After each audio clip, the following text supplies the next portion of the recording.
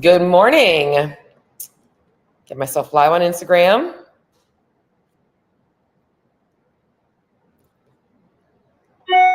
Let's see, go live. Good morning. Welcome back to Fit Body Secrets, where my mission is to bring you guys inspiration, motivation, and a ton of tips to help you guys on your fitness and your fat loss and whatever other health journey you're at. And you know, nutrition is the missing link. That is what I'm here to provide. And today I'm going to keep it simple and I'm going to talk a little bit about macros. And it's funny because as a nutritionist, and it's so hard because there's so many misconceptions about macros, and it just comes down to personality types and so many people being very restrictive and obsessive about numbers. And that can lead to negative connotations about macros. But at the end of the day, macros are a foundational principle of nutrition. So you can't get around them. Any effective diet includes macros in some way, shape, or form, whether they're restricting a specific type of macro or whatnot. Macros are a part of nutrition and the most impactful part of nutrition when we are talking about overall body composition, energy, overall metabolic health. What you're eating, the balance of it is what's going to keep your body healthy. So yes, micronutrients matter, but macros are what matter the most. And today I want to give you guys, I kind of had this broken down into a few different sections. One being a lot of the common mistakes that people are making that are keeping them stuck from making progress. The second one really being more so about like the missing link that a lot of you guys might be missing out on. So you don't want to miss that part. And then some of the adaptations that happen from people who have been chronically living in a calorie deficit from chasing fat loss for too long and only using macros for one purpose, which is to be smaller. So I want to go over that along with leaving you guys a couple of things like some myths and misconceptions and hopefully some takeaways for you to be able to go take back to your plan and apply it. So if you are a macro tracker, or you are somebody that has tried macros in the past, or maybe you've been curious about it and feel a little bit overwhelmed, hopefully today will give you the direction that you need to apply it, because it is probably one of the most impactful things that you will do for your nutrition. If you spend a good 6 months focusing on dialing that stuff in, you have the tools to truly be able to eat for your health for a very long time, if you're doing it the right way, because macros is only one piece of the puzzle. And I don't want to get into the whole pyramid of nutrition and all that kinds of stuff, because I do have other principles. I want to keep this focus on the macro perspective of it, but there are some prerequisites to macro tracking that we can talk about. Things like knowing what good quality food is, knowing the sources of your macros, but a lot of these things that we can kind of do along the process of dialing in the numbers. And that's how I work as a nutritionist. I don't just focus on numbers. I focus more on what is this person eating and how can I get them to balance their plate and balance their meals more to get the right macro split for them for their specific goals. Okay, so let's get into it. I just want to see if anybody here is walking on Instagram. I see a couple people signing in here. Cool, awesome. All right, so we're going to get back to the top of my notes here. One of the things that I wanted to start by talking about today, just as a couple of quick little pieces of insight for you. Did you know that the average person consumes over 3,500 calories per day? And I say that to you because, sorry, thirsty today. I say that to you today because the majority of people that come to me are so calorie phobic, yet they are more active than the average person consuming 3,500 calories per day. So afraid of eating too many calories, yet they are way more active than people that are consuming thousands and thousands of calories while moving less than 20 minutes a day. I'm talking getting 2,000 to 3,000 steps a day, not working out, literally sitting behind a desk all day. So I want you to keep that into perspective as we are talking about macros, because this is going to go into one of the biggest mistakes that people make. And I also want to make a quick little note about the fact that there's a lot of when we're looking at different nutrition strategies, every single plan that you follow is going to have macros as a component of it. You don't necessarily have to be tracking in an app to be tracking your macros.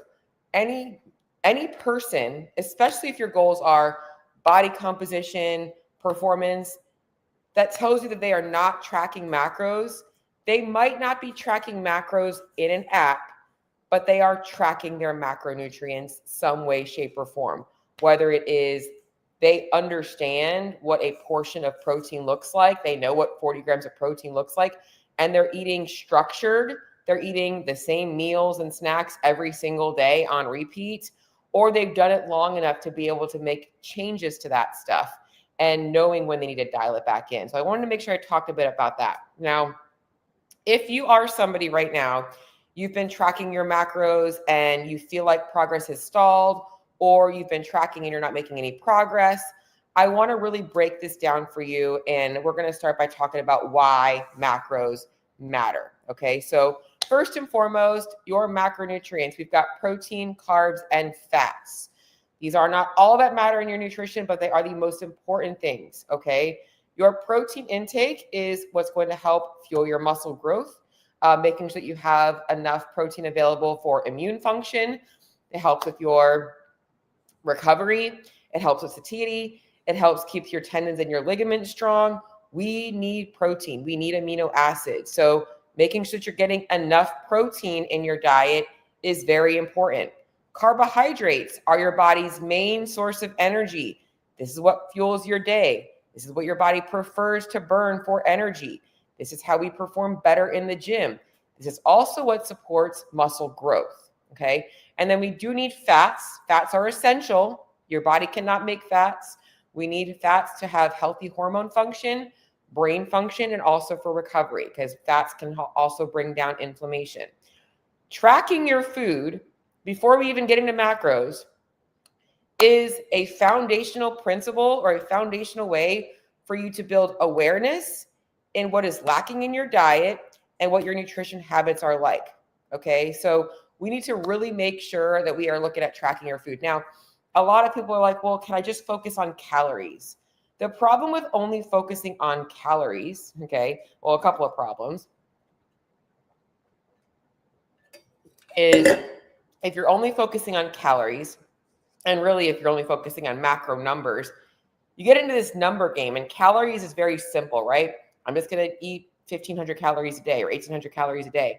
But if the makeup of those calories aren't in line with what your body needs to perform best, to support the amount of muscle mass that you have, to support the type of training that you have, you're not going to have as good of results. And that's where you can kind of run into issues. So you can be you can be eating the right number of calories, but not getting the right amount of nutrients. That's why balance matters most. So when it comes to getting into macro tracking, the first thing that I want to remind you of is we're really not ever tracking macros or tracking calories. We're always tracking our food. We're tracking our food in some way, shape, or form, whether it's using an app, which makes things super easy and super flexible, or you are someone that's like, I eat 3 meals and 2 snacks, and this is what I look like, because now you have an idea of where your baseline is, and we can make adjustments to that. So we do need to have some kind of a system for tracking your food. So whether it's a plate method or a photo method and things are consistent, or it is an app method. The app method is the easiest thing. The hardest thing about the app method is it does require a learning curve in figuring some things out. But once you overcome that, everything else is a lot easier. And my next episode, I am going to talk a little bit about how to make that a little bit easier for you. I'm going to sneeze, I think. Bless me. All right. So let's talk about some things that can go wrong when we are tracking our calories, tracking our food. I'm not even going to call it tracking macros, because at the end of the day, even if you're not perfect on your macros, which we'll talk about, if you're tracking your food appropriately, you should still be making some progress. All right. So here are some common tracking errors. And I'm saying this to you not in a place of judgment or like you're doing things wrong or you're failing. It's literally giving you the things that I see common amongst most people And it's not that you're not working hard. You're just not focusing on the details that matter. Okay. So one of the first things I see is not using a food scale. Okay. If you're tracking your food and you're not using a food scale, start using a food scale. It is a temporary thing. Over time, you will get better at using a food scale. And guess what? Progress happens a lot faster. You also realize how loose your eye might be around certain foods and maybe some foods that you might have been under eating. Okay, so make sure that you are using a food scale. This is the best way to ensure that you are getting accuracy in your food diary. Number 2 is not tracking everything. All right, so whether it's lack of awareness, which is usually the case if you've never done any kind of like a cleaner, like, so I want to call it a clean eating plan. You know, we've all kind of, well, I shouldn't say we've all, but the majority of people have been through a phase in their life where like, I'm cleaning up my diet, and you remove a lot of things. When you've never done that before, you don't realize how little things add up.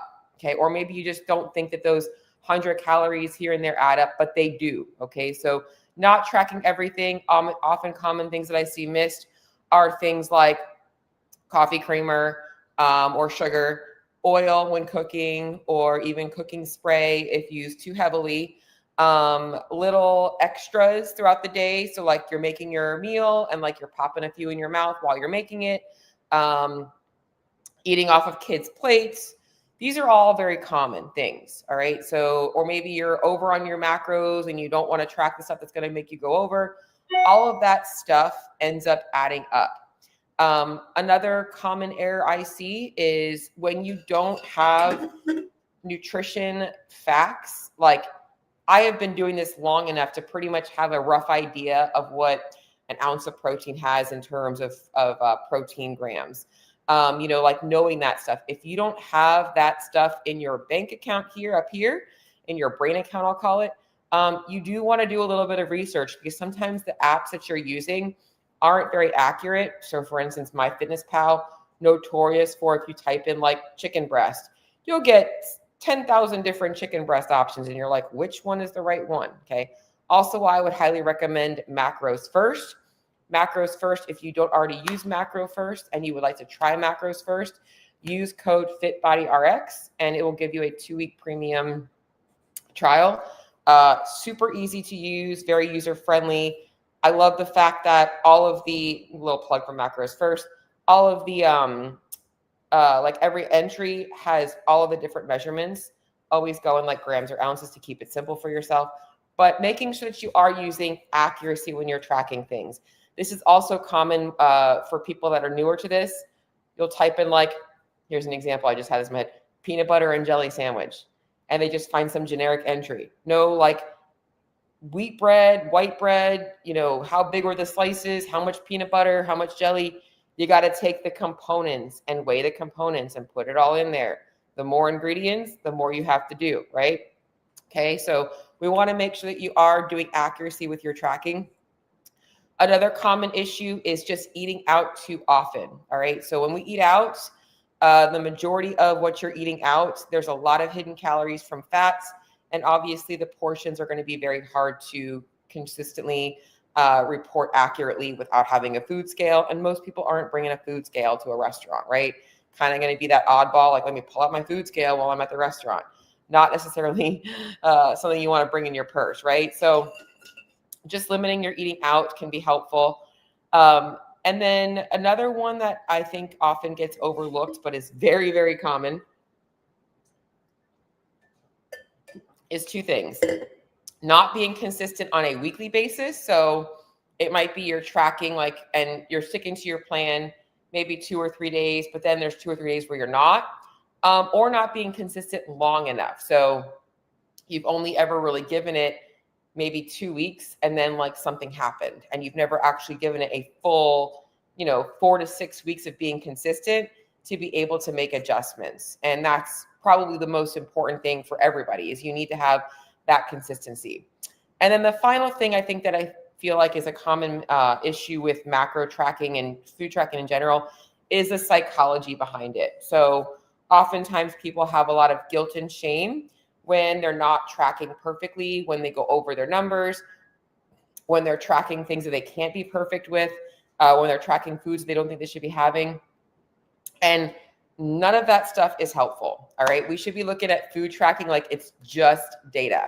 We are tracking data so that we don't have to worry about guesswork and frustrations, and we're getting all of the things that we need. So these are common errors on your end. If you're like reading and you're listening to this and you're like, nope, none of that is me. Okay. Now we're going to go into the next step. All right. Because this is where we actually have to figure out, because even if your tracking is perfect, if this part isn't covered, this is going to keep you frustrated, because now you're doing all of the right things. You're not eating out, you're tracking everything, but things aren't moving. All right. So first and foremost, this is the section that I want you to know is so important for you to be able to have complete control over how you look and how you feel. And this part is adjustable based on how your goals change. All right. And they should be adjustable, because when it comes to calories and macros, those numbers aren't static. Okay. So main thing here, if you're doing all of that stuff, all right, and you're not getting results, it likely means you do not have the right amount of calories, or your macro split is off. I do 100% believe that macro splits are very individualized. Some coaches will tell you macros don't really matter. Just hit your protein and your fiber, and hit your calories. I don't agree with that, because I do think that hormones and training type play a huge factor in how your body responds to different macro splits. Some clients who are less active, have some hormonal dysfunction, do better on a lower carb, higher fat diet.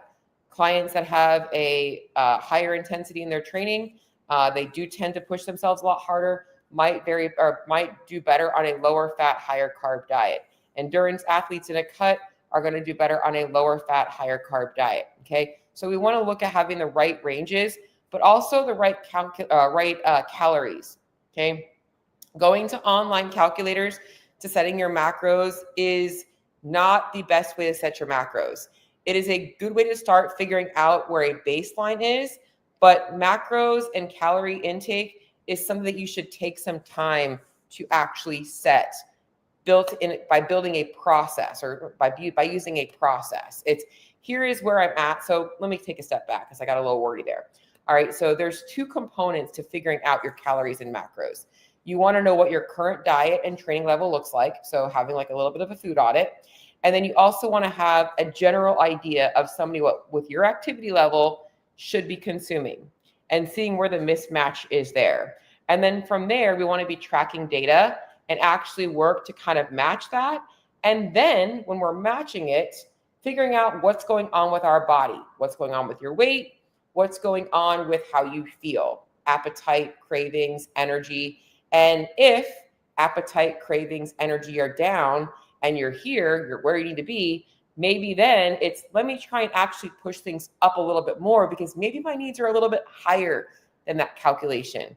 If vice versa, you're at that TDEE and you're like, man, I'm feeling bloated, I'm not hungry, my weight's up a couple pounds, maybe that was a little bit of an overshot. Okay, so the calculations should be a general guideline, but not an end all. So we need to know what your individual needs are.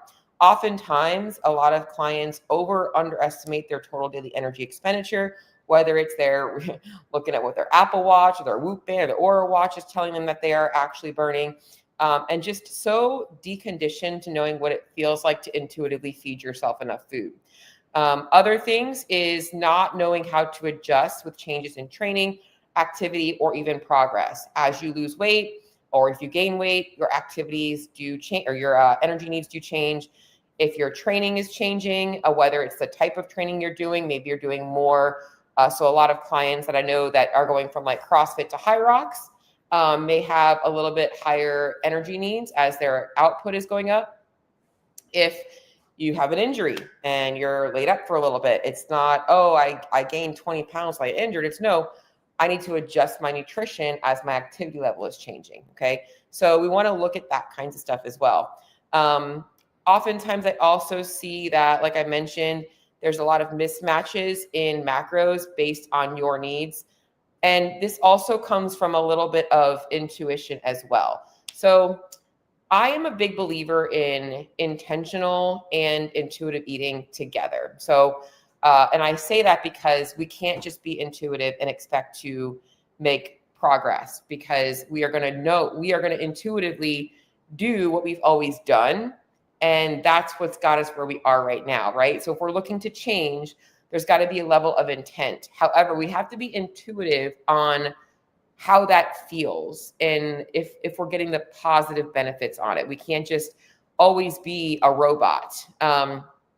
So I always, when I'm working with my clients, look at what their diet currently looks like, and I'll see where the gaps are, what things need to change, but also kind of channeling or challenging some beliefs about things and making sure that they're getting the right balance of things.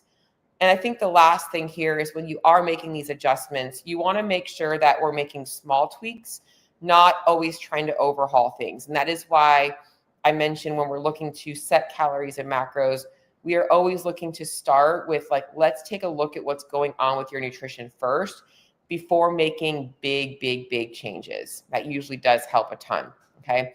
So all of this, very, very helpful for you to know. Also knowing, and this is a big problem that I see with macro tracking in general, is and why a lot of people, maybe you've been successful in the past, but now you can't seem to be successful with the same thing, is if you've only ever tracked in a deficit, or you've been tracking in what you think is maintenance, but it's really it's adaptation, which we're going to talk about next.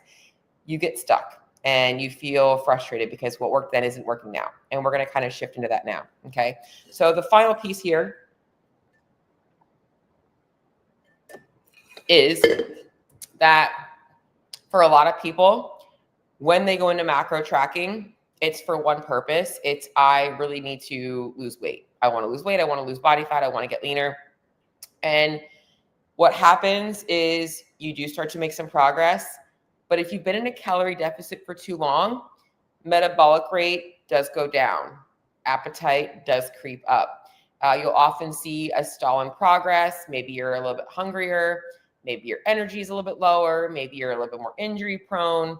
All of these things happen. On a hormonal perspective, what we're seeing is changes in things like your leptin levels, your thyroid hormones, your cortisol levels. And these things are all going to impact your motivation. It's going to impact your gym routine or your gym sessions. It's going to impact everything. And the solution here is usually what most clients don't want to hear, is that you truly do need to spend some time eating at maintenance. And I think the biggest misconception here is, like, a lot of people overthink the whole reverse dieting thing. Most people are not so far away from maintenance as they think. Unless you are truly metabolically adapted, in which case you would probably be walking around like a zombie most days. And this might be you. I feel like a zombie every day. My hormones are off. I don't poop. I have no energy for my workouts. I barely show up anymore. Those are all metabolic adaptations. And that's a sign of severe metabolic adaptation. You'll see levels in thyroid function, in a lot of your different hormone functions go down on labs. But in this case, what happens is, as you make adjustments, things start improving and you start burning more calories. For most people, it's just that they've been chronically underfed by about 300 to 400 calories. And just by adding those calories back in, you don't need a big drastic, or you don't need a very slow, gradual, like 50 calories per week thing. By just adding in a little bit quicker, your body catches up a little bit quicker. You normally will feel pretty good. So once you get yourself into a place where, like, metabolically everything's, I say it's like you're turning all the lights on in the house. Once everything's turning on, your body's burning a lot of energy, right? Because if all the lights are on in the house, guess what? I'm burning up a lot of electricity, right? That's what you want here. We want everything turned on. That's when it's easier for you to make progress. Okay. So that's some of the things that I wanted you guys to know. Really big, 3 big pieces here, 3 big sections. Number 1 is, if you're tracking and you're not making progress, making sure that you're troubleshooting anything on your end that might be off. Like the food tracking is really important. Okay. Having a system there. Number 2 is making sure that you have the right calories and macros for you. Calories matter, macros matter more. And then number 3 is making sure that you haven't been eating at these calorie deficits or this calorie deficit macros for too long, which might be negatively impacting your metabolic rate. Okay, so those are 3 big things that you want to really focus on. And a couple of things that I wanted to just kind of touch on here are some myths that might happen, myths that you might have heard about macros. And I think that this is stuff that I really try and change with the way that I approach things with my clients, because like I mentioned, one of the things I am about, you should not be eating by numbers. Nobody should be eating by numbers. Numbers are a guideline. We should always be eating by plates and just cross-checking with numbers. That's how it should be. Hey, breakfast is, I'm going to have protein's going to be yogurt. Carbs is going to be, oatmeal. Fats are going to be some peanut butter, right? We have our macros, and then we can talk about micros. We're not going to do that today. But we're looking at, okay, I'm going to plug that in to my app, and it tells me, all right, if I have 200 grams of Greek yogurt, that's 15 grams of protein.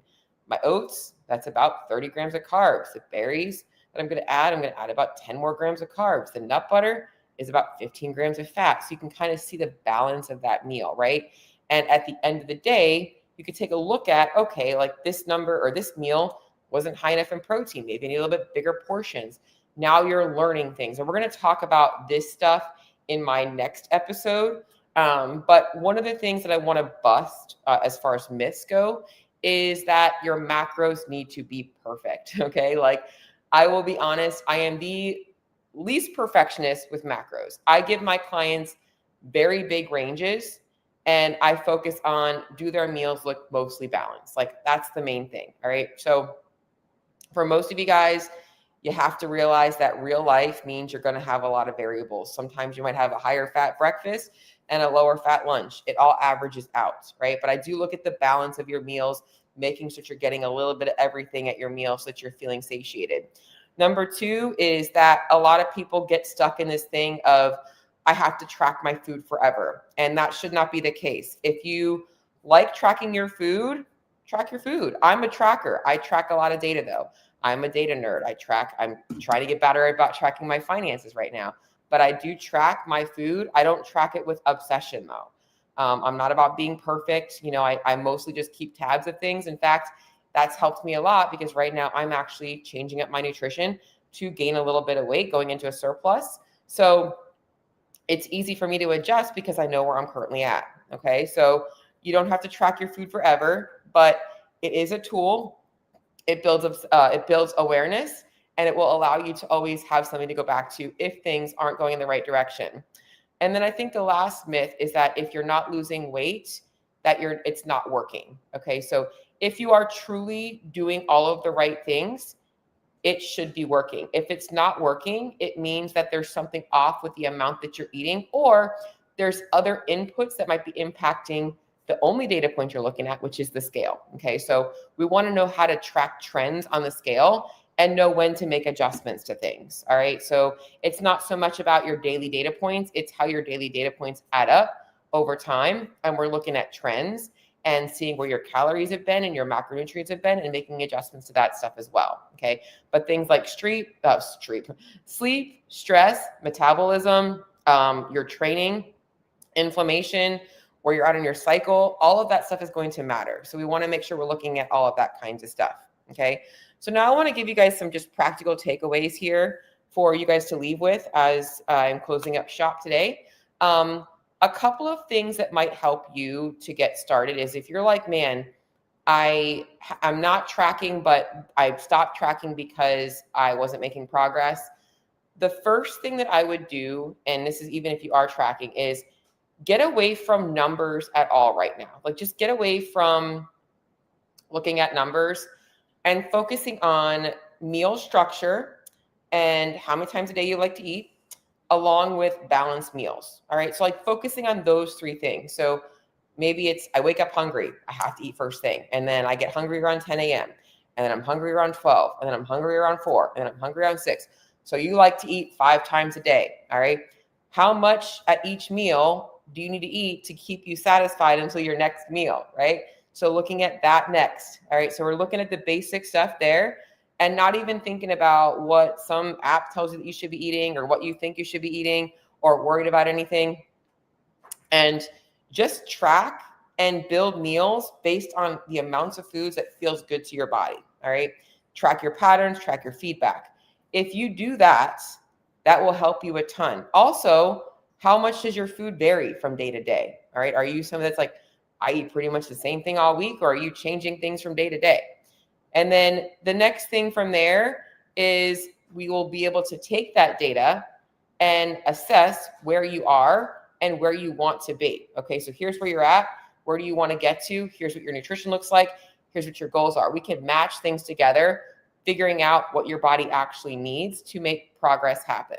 Okay, so I want to know from you where you feel like you might be missing some things in your nutrition. Is it accountability on what you're actually tracking because you get maybe overwhelmed, burned out, stressed about it? All right, so those things. Is it not knowing how much you should be eating? Or have you been tracking for a long time, eating at these same calories for a long time, and they're no longer working? Because one of those three things are probably the pitfall that's keeping you stuck, and I want to be able to help you with that stuff. All right, so in my next episode, I am going to talk about some strategies to make it easier for you guys to track food without feeling obsessive, some strategies I give my clients for doing things like family meals and stuff like that to be able to help you guys. And I am going to be starting a jumpstart for those of you guys looking to get your nutrition in check and you are interested in learning how to use macros, or you're interested in looking at how I do things a little bit differently. It's going to be starting in February. So if you do want to jump in on that, I will be putting more details out on that on my social media. But that's all I have for today. I'm going to just pop over to see if there's any questions about things. Let me just see. No, but I do see a lot of people on here.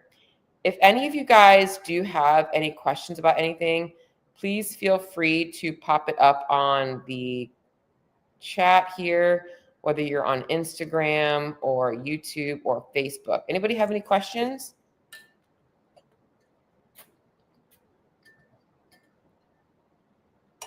No? All right. Watch, the second I say I'm going to sign off, somebody's going to have a question for me. But I don't see any right now. So I am going to sign off. If you guys do get any questions, feel free to shoot me a message. I also am going to drop the Macros First app in the show notes for you guys. If you guys do want to give that app a try. I do like that app for tracking food because I find that the database for my clients, especially if you're newer to it, is the most accurate. It makes it pretty easy to track things.